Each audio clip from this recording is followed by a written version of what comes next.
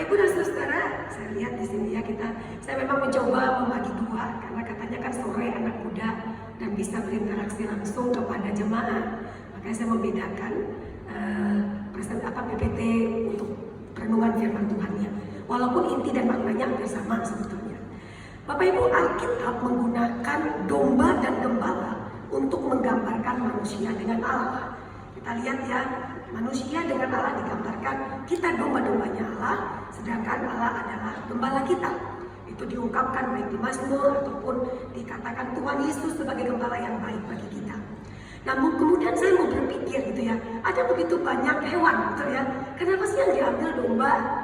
Terus saya mau coba mencari tahu apa sih yang menarik dari domba.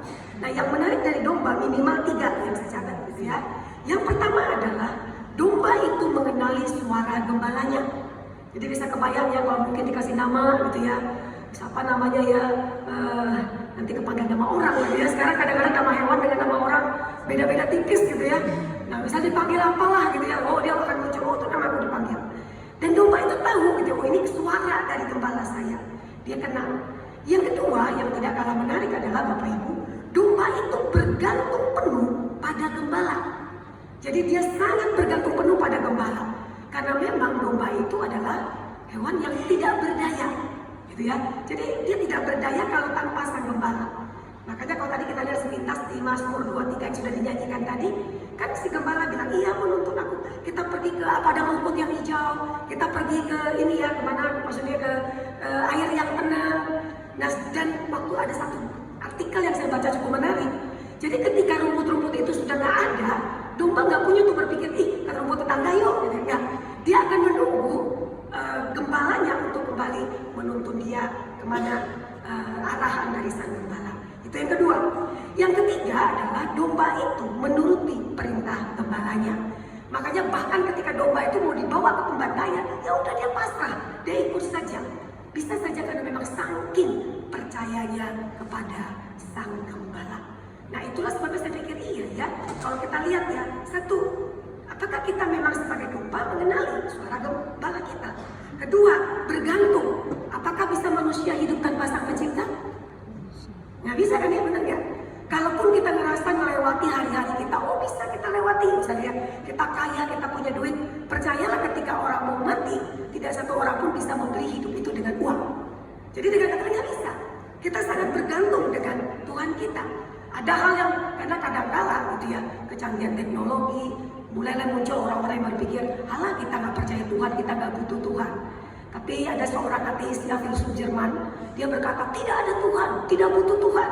Sekali dia sakit, pada waktu dia sakit terus dia ngomong, Tuhan, Tuhan, Tuhan. Terus dokternya bingung kan ya, kamu kan ateis, kenapa manggil Tuhan? Terus si filsuf Jerman ini bilang, filsafat ateis tidak berlaku dalam penderitaan. Lihat, jadi kalau kita lihat di situ adalah apa, nggak bisa. Sehebat apapun kita sekarang, dihormati seberapa apapun kita sekarang, ada satu titik kita akan sadar, kita manusia nggak mungkin bisa hidup tanpa sang pencipta. Jadi kita sangat membutuhkan sang pencipta kita. Memiliki pemahaman yang benar tentang keberadaan kita sebagai domba yang hidupnya bergantung pada sang gembala, memampukan kita melewati setiap pergumulan dan tetap setia menuruti tuntunan dari sang gembala itu.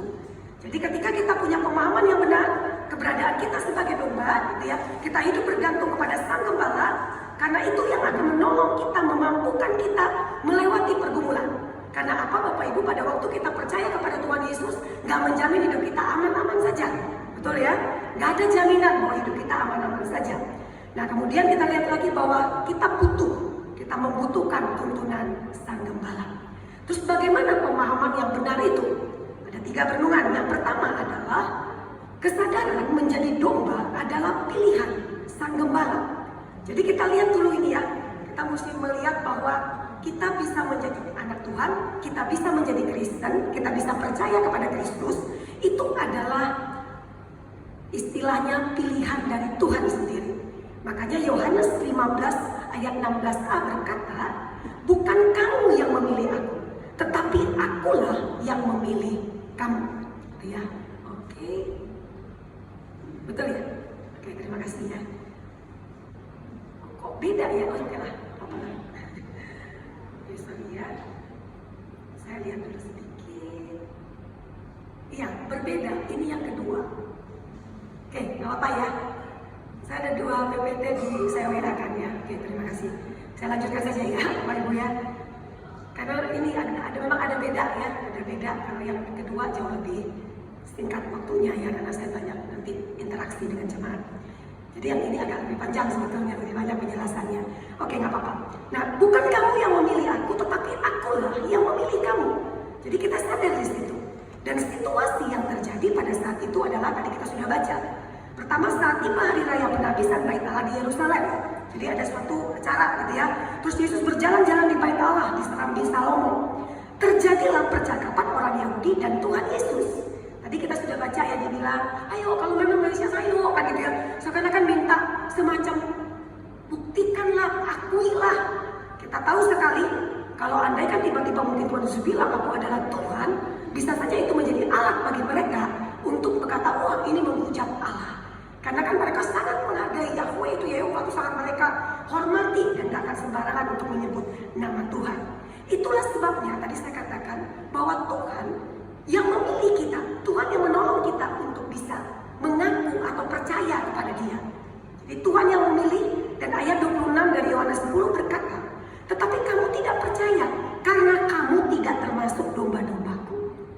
Jadi jelas kita bisa mendengar, kita bisa memahami suara Tuhan yang ada di Alkitab ini kalau kita adalah domba-dombanya Tuhan. Kalau Bapak Ibu ingat-ingat ya, dalam orang menyampaikan firman misalnya, ada orang yang langsung wah mengaminkan, mendengarkan, mengaplikasikan. Tapi ada juga kan masuk telinga kiri, keluar telinga kanan. Nah menurut saya kalau yang begitu berarti apakah dombanya nakal, apakah dombanya sesat gitu ya, atau sebetulnya belum pernah menjadi domba. Karena kalau sudah pernah menjadi domba kan dia kenal, gitu kan? Dia kenal dari suara gembalanya. Dan jelas di sini dikatakan adalah, kalau saya membacakan di sini, kamu tidak kenal karena kamu tidak termasuk dombaku. Dan tadi juga dibacakan dari Wahyu 7 ayat 17. Sebab anak domba yang di tengah-tengah tahta itu akan menggembalakan mereka dan akan menuntun mereka ke mata air kehidupan. Dan Allah akan menghapus segala air mata dari mata mereka. Jadi kalau dalam bagian ini jelas dikatakan bagaimana anak domba itu yang menggembalakan. Jadi balik lagi, Tuhan yang memilih kita sebagai domba, Dia menuntun kita, Dia mengembalakan kita. Sehingga di poin pertama ini, ya, kesimpulan satunya adalah hanya anugerah Allah kita dipilih menjadi domba-dombanya. Itu karena anugerah Allah, Bapak Ibu. Kita ada di tempat ini menjadi domba-dombanya Allah. Kemudian kita lihat lagi poin yang kedua adalah kesadaran kalau sang gembala mengenal dan mengasihi domba-dombanya. Kesadaran kalau sang gembala mengenal dan mengasihi domba-dombanya. Ayatnya adalah Yohanes 10 ayat 14. Dikatakan, aku gembala yang baik dan aku mengenal domba-dombaku dan domba-dombaku mengenal aku. Aku mengenal domba-dombaku. Saya membayangkan berarti Tuhan sangat mengenal kita. Ada banyak orang kita bisa barangkali menutupi dalam kita. Kita bisa dalam segala mungkin kesedihan kita lihat orang baik-baik. Coba kalau ketemu Bapak Ibu dengan jemaat kan salaman, apa kabar? Semua berteriak mengatakan baik kan ya? Baik gitu ya. Walaupun ya, aduh ini besok gimana ya? Gimana anak saya? Bagaimana kuliah? Bagaimana barangkali perekonomian? Kita banyak tapi tetap aja baik. Orang di sekitar kita bisa kita tutupi yang ada di pikiran, yang ada di hati kita. Tetapi untuk sang gembala kita tidak. Karena Dia kenal ya, Dia mengenal kita dengan baik. Itu yang luar biasa ya, Dia gembala kita, yang mengenal kita dan mengasihi kita. Kalau kita lihat dari ayat Yohanes 10 ayat 11, kalau Bapak Ibu di rumah bisa baca semua rangkaian ya. Tadi kan kita ayat 22 sampai 30. Kalau baca dari ayat 1 sangat indah, karena gambaran gembala yang baik itu ada di ayat sebelumnya. Yohanes 10 ayat 11 berkata, akulah gembala yang baik. Gembala yang baik memberikan nyawanya bagi domba-dombanya. Dan memang kalau kita perhatikan, kalau gembala yang benar dalam konteks zaman itu, dia kalau ada misalnya dombanya diterkam sama binatang buas, dia nggak akan ini ya udah dilihat aja sampai mati, nggak kan? Dia akan berjuang untuk melepaskan, menyelamatkan dombanya itu. Nah makanya saya pikir iya ya, kenapa Tuhan bilang kita domba, Dia gembala? Karena ini gambaran yang sangat indah. gambaran yang sangat luar biasa ya tentang domba dan gembala ini. Kemudian gitu ya, ada bagian yang indah lagi dari Yohanes 10 ayat 28. Firman Tuhan mengatakan, dan aku memberikan hidup yang kekal. Kita tahu baru ya, beberapa waktu yang lalu kita baru memperingati Jumat Agung, terus Paskah. Kita memperingati bagaimana Tuhan Yesus datang ke dunia ini hanya untuk satu tujuan. Dia mati di kayu salib, memberikan hidupnya kepada kita agar kita beroleh hidup kekal itu. Makanya di Yohanes 10:28, aku memberikan hidup yang kekal kepada mereka, dan mereka pasti tidak akan binasa sampai selama-lamanya, dan seorang pun tidak akan merebut dari mereka daripadaku. Bapak Ibu, saya selalu mengatakan bahwa ada banyak anak-anak muda bertanya, gimana nih kalau kita melihat orang-orang yang pindah agama, orang Kristen yang pindah agama? Kalau menurut saya, bisa saja dia memang belum pernah menjadi domba. Karena menurut saya orang Kristen belum tentu domba Tuhan atau pengikut Kristus. Tapi pengikut Kristus seharusnya domba Tuhan.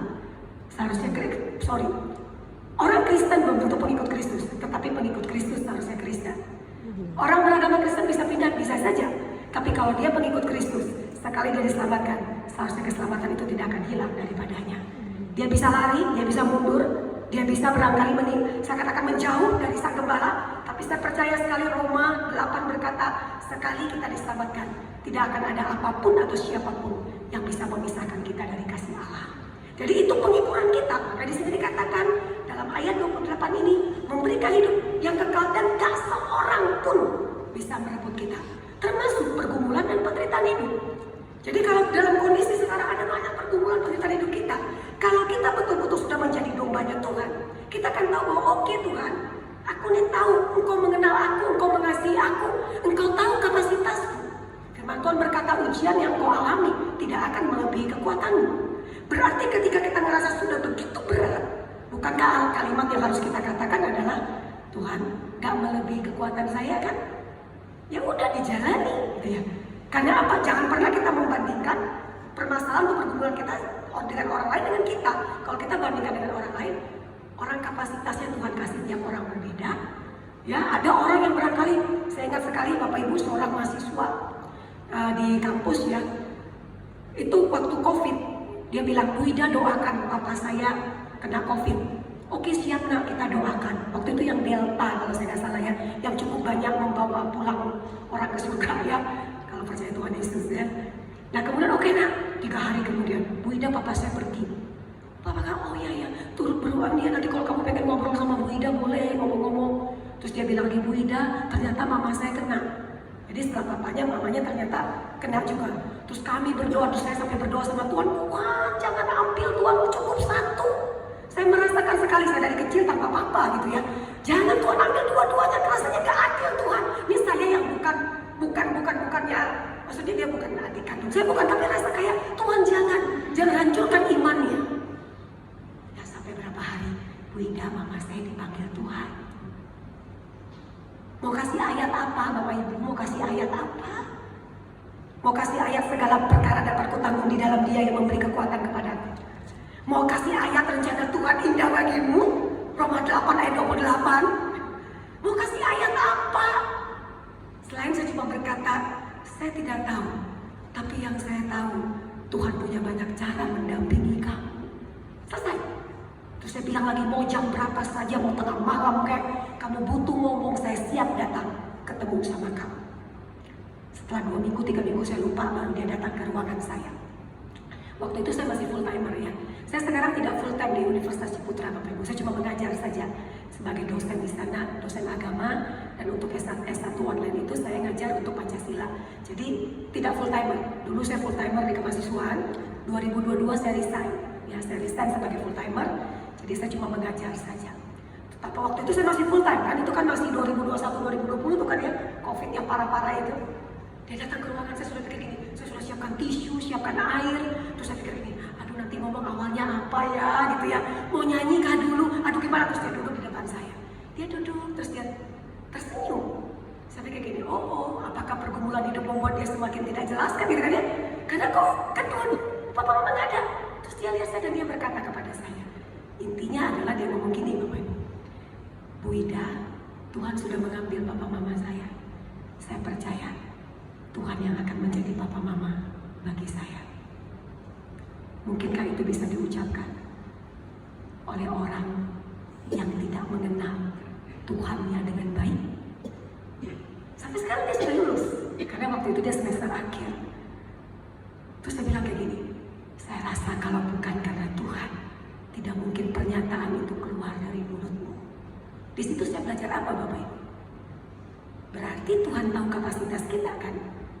Ketika kita adalah dombanya Tuhan, dia sangat mengasihi kita. Kalau hidupnya saja diberikan yang bagi kita, dia nggak akan membiarkan pergumulan hidup membuat kita meninggalkan dia.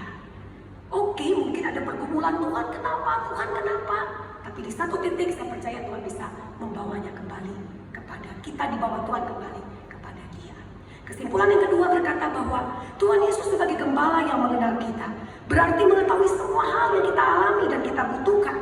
Dan Tuhan Yesus sebagai gembala ini mengasihi kita, memberikan nyawanya bagi kita. Bapak Ibu, saya selalu berpikir, kalau nyawanya saja diberikan bagi kita, mungkinkah dia tidak akan menolong kita dalam kita melewati kehidupan yang masih dipercayakannya pada kita saat ini? Saya percaya Tuhan gak akan tinggal diam. Tetapi cara Tuhan untuk menolong kita selalu berbeda dengan apa yang kita pikirkan. Cara Tuhan untuk bisa kayak, oh ternyata begitu gitu ya. Sama kayak saya pikir, oh kalau papanya udah pergi, berarti mamanya jangan pergi dong. Itu dalam logika manusia saya. Cukup satu ya Tuhan. Karena di sisi lain saya menemukan ada anak yang meninggalkan agamanya, benci sama Tuhan. Ketika salah seorang orang tuanya dipanggil Tuhan, satu diambil, dia bilang saya tidak mau percaya Tuhan. Ini dua-dua diambil, dia tetap bisa berkata Tuhan akan menjadi orang tua saya. Berarti dia berbeda. Makanya tadi saya katakan Bapak Ibu, sejauh mana kita mengenal sang gembala kita yang mengasihi kita, yang telah memberikan hidupnya bagi kita. Poin ketiga yang terakhir menjadi perenungan kita, kesadaran. Jadi kalau yang pertama kita dipilih oleh Tuhan, kita sebagai domba dipilih Tuhan, bukan campur tangan kita. Semua karena kasih karunia Tuhan. Yang kedua adalah bagaimana kita sadar dia adalah gembala yang mengasihi dan mengenal kita. Yang ketiga, tadi kalau dari gembala ke kita, sekarang dari kita kepada sang gembala kita. Kesadaran kalau kita perlu peka mendengar suara sang gembala yang menuntun kita untuk setia sampai akhir. Kita perlu peka. Kenapa perlu peka? Suatu kali ada seorang anak, dia juga berdoa untuk kesembuhan papanya. Seorang pendeta datang ke rumah sakit dan bilang, Tuhan bilang ke saya, papamu akan sembuh. Wah, satu keluarga bersuka cita. Gak nyampe seminggu papanya meninggal. Papanya meninggal, dipanggil, dia ngomong ke pendetanya, oh pendeta sesat, pokoknya dia marah sekali. Apa kata pendetanya? Karena papamu masih berdosa, tidak sungguh-sungguh. Saya pikir betul kalimat dia itu pendeta sesat, ya kan? Pendeta yang tidak tahu isi Alkitab, bahwa bagaimana kita bisa mengklaim orang itu hidup atau mati. Emang kita Tuhan? Nah kalau anak ini sebenarnya belajar firman Tuhan, waktu si pendeta ngomong dia gak langsung percaya kan? Karena kita memang udah jelas hidup kita di tangan siapa? Di tangan Tuhan kan Bapak Ibu. Yesus bilang kepada waktu ke Marta Maria, akulah kebangkitan dan hidup. Orang itu akan hidup walaupun dia sudah mati kalau memang Yesus yang mau membangkitkan. Tetapi balik lagi Tuhan kan yang membangkitkan. Kalau Tuhan mau. Nah kalau Tuhan mengizinkan ternyata yang kita minta tidak sesuai, tidak dijawab sesuai dengan apa yang kita mohonkan, ya itu kembali lagi harusnya suka-suka aja Tuhan. Tapi masalahnya adalah terlalu percaya dengan omongan sang pendeta. Dia tidak melihat Alkitab ngomong itu nggak sih? Makanya Bapak Ibu kita bersyukur kita ini bisa baca langsung isi Alkitab. Kita bisa baca langsung, cuma banyak orang atau banyak orang Kristen nggak merasa firman Tuhan itu adalah hal yang penting untuk menjadi penuntun hidup kita. Makanya Yohanes 10 ayat 14 berkata, akulah gembala yang baik. Aku mengenal domba-dombaku dan domba-dombaku mengenal aku. Kita kenal sang gembala. Mengenalnya lewat apa? Alkitab. Domba-dombaku mendengarkan suaraku. Dan gembala mengenal kita. Dan kita harusnya mengikuti dia. Berarti kan mengikuti apanya yang diikuti?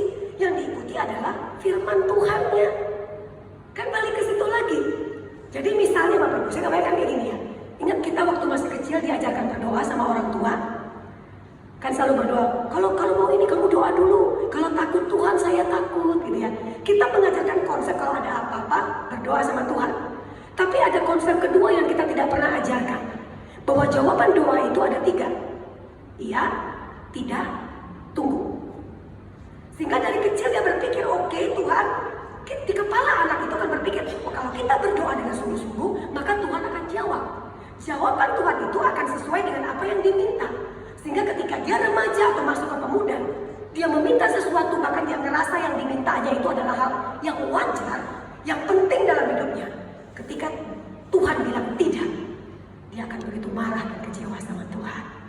Nah, harusnya kalau kita mengajarkan sesuai dengan firman, balik lagi, Tuhan bisa bilang, ya aku lakukan. Buktinya apa? Ada yang sampai Tuhan izinkan sampai tua ya, Yohanes sampai mati di Pulau Patmos. Tetapi Stefanus baru melayani di Rajam Batu. Apakah Tuhan lebih mengasihi Yohanes daripada Stefanus? Kan nggak begitu, gitu ya. Nah, itulah sebabnya sama-sama kita ngelihat bagaimana kita bisa mengenal Tuhan, mendengarkan suara Tuhan. Balik lagi, kita perhatikan bagian firman Tuhan tadi. Firman Tuhan yang sudah diberikan bagi kita, gitu ya. Nanti dibacakan atau dinyanyikan Mazmur 23 ayat 2 dan 3. Ia membaringkan aku, ia membimbing aku, ia menyegarkan jiwaku, ia menuntun aku ke jalan yang benar.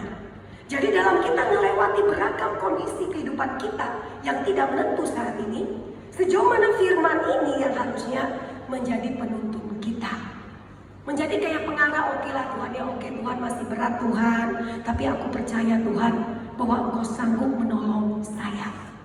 Bapak Ibu, saya ingat sekali kalau nanti baca ya Injil Matius pasal 8 1-3. Itu tentang seorang kusta yang meminta kesembuhan dari Tuhan Yesus. Dia bilang apa? Tuhan, jika Tuhan mau, Tuhan dapat mentahirkan aku. Apa makna dari kalimat itu? Jika Tuhan mau, berarti yang menentukan yes, ya atau tidak adalah Tuhannya kan? Jika Tuhan mau, Tuhan dapat mentahirkan aku. Dengan kata lain, kalau Tuhannya bilang tidak, ya sudah. Walaupun indahnya kalimat Tuhan Yesus berkata, aku mau, jadilah engkau tahir. Luar biasa bagian itu. Nah, persoalannya nggak semua seperti itu. Kalau kita lihat beragam tokoh-tokoh di dalam Alkitab juga nggak semua oke-oke saja, gitu ya. Ada yang sampai apakah Paulus tidak berdoa, Tuhan kalau boleh tidak dipenjara di masa tua? Surat Filipi ditulis Paulus di penjara. Padahal surat Filipi kaya akan kata bersukacitalah, dan bersukacitalah. Bapak Ibu bisa kebayang, masuk penjara bukan karena dosa kita, bukan karena salah kita, tapi bisa melahirkan sebuah surat cinta yang di dalamnya maknanya adalah bersukacitalah, dan bersukacitalah. Itu yang luar biasa. Mengapa bisa begitu, ya? Saya mencoba menyimpulkan dalam dua hal, dalam kesimpulan ketiga, permulaan ketiga. Karena kita perlu mengenal suara Sang Gembala kita melalui firman Tuhan. Jadi kalau dibilang makanya kan renungkan firman-Mu siang dan malam kan gitu. Bagaimana firman itu kita renungkan, kita baca. Ada yang bilang kadang-kadang seringnya kita bikin kayak survei gitu ya, sampai kecil-kecilan. Siapa yang baca Alkitab tiap hari? Minoritas biasanya. Nanti kalau ditanya, oke, siapa yang baca Alkitab seminggu sekali? Lumayan ada yang angkat tangan. Terus saya pikir lagi, oh barangkali dia tiap hari minggu dia khusus baca banyak. Rupanya bacanya di gereja waktu ibadah. Saya bilang bukan, maksud saya adalah saat kita dengan Tuhan, gitu ya. Kenapa Bapak Ibu? Sang Gembala melalui firman Tuhan memberi menuntun kepada kita. Nah kalau firmannya nggak dibaca, menuntunnya bagaimana? Kan kalau kita lihat Mazmur 119 dan 105, firman-Mu itu pelita bagi kakiku dan terang bagi jalanku. Berarti dalam kondisi apapun kita membutuhkan firman itu kan untuk menuntun kita. Bapak Ibu, saya ingat seorang oma ya, di sini banyak juga oma ya. Oma itu 84, teman besuk saya. Kebayang ya, dulu saya waktu masih pelayanan di gereja, saya punya teman besuk 88-nya oma-oma 60-an semua. 2 60-an, 70 berapa, yang 80 itu ada 2 atau 3. Terus di mobil masuk, saya duduk ya, si oma 84 cerita. Tadi malam pembantu suster lah ya, susternya itu izin pulang dari jam 10 malam sampai jam 4 pagi. Sebenarnya kan ya oke lah ya, anak-anaknya pada di Belanda, nggak ada di Indonesia. Terus oma, iya, terus udah kayak gitu, disiapin spot apa, karena rumah oma rumah lama, toiletnya itu agak jauh, jadi nggak dekat kamar, mesti keluar kamar. Sehingga dia oma ini cerita, ya udah, disiapkan semua, udah jam 4 balik ya, jam 10 si suster pergi. Tengah malam, jam 12, jam 1, dia tuh kebangun. Dia pengen sekali ini ya, pengen buang air kecil. Terus dia pikir, ya aduh Tuhan aku gak mau. Walaupun udah disiapkan di spotnya, tapi bagi dia, aduh masa di situ gitu ya. Terus dia berpikir, aku harus ke toilet. Dia bangun, dari dia bangun dia mulai, Tuhan adalah gembalaku, takkan kekurangan aku. Ia membaringkan aku. Ia pakai baca Mazmur 23 ayat 1 sampai 6 sampai ke dalam toilet, berdiri lagi, balik lagi ke kasurnya, dia membaca Mazmur 23. Terus dia berkata kepada kami semua, khususnya kepada saya yang paling muda di antara mereka waktu itu ya. Saya baru lulus itu. Terus dia bilang begini, banyak orang di dekat kita belum tentu bisa menjaga kita, tapi cukup satu Tuhan ada di dekat kita. Jikalau dia ingin menjaga kita, dia bisa menjaga kita.